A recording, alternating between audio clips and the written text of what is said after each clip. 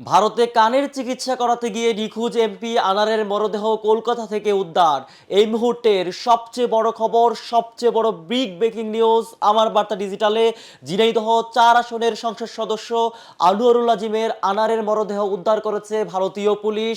আজ সকালে কলকাতার নিউ মার্কেট এলাকায় সঞ্জীবা গার্ডেন থেকে তার মরদেহ উদ্ধার করা হয়। এর আগে চিকিৎসা করাতে ভারতে যাওয়ার পর পরিবারের সঙ্গে যোগাযোগ বিচ্ছিন্ন হয়ে যায় এই সংসদ সদস্যের। এই মুহূর্তের সবচেয়ে বড় খবর, ভারতে চিকিৎসা করাতে গিয়ে নিখোঁজ এমপির মরদেহ উদ্ধার কলকাতা থেকে। ১৯ মে পরিবারের পক্ষ থেকে ৩ দিন ধরে এমপির সঙ্গে যোগাযোগ পরিবারের সম্পূর্ণ বিচ্ছিন্নের বিষয়টি মিন্টো রোডে ডিবি কার্যালয়ে গিয়ে তার পরিবারের পক্ষ থেকে তার মেয়ে জানায়।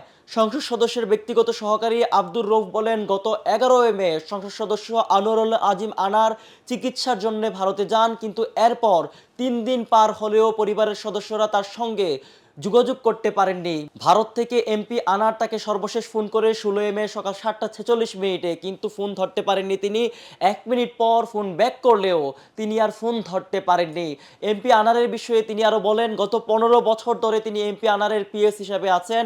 এর আগেও একাধিকবার তিনি ভারতে গিয়েছিলেন, কিন্তু কখনোই তাকে সঙ্গে নিয়ে যাননি। জানা গেছে, ভারতে গিয়ে পশ্চিমবঙ্গের উত্তর ২৪ পরগনা জেলার বরাননগর থানার অন্তর্গত ৭৩ মশগুল পাড়া লেনের বাসিন্দা তার দীর্ঘদিনের পরিচিত গোপাল বিশ্বাসের বাড়িতে উঠে আনার। মূলত ডাক্তার দেখানোর উদ্দেশ্যে বাংলাদেশ থেকে ভারতে ওই বন্ধুর বাড়িতে যান এমপি আনার।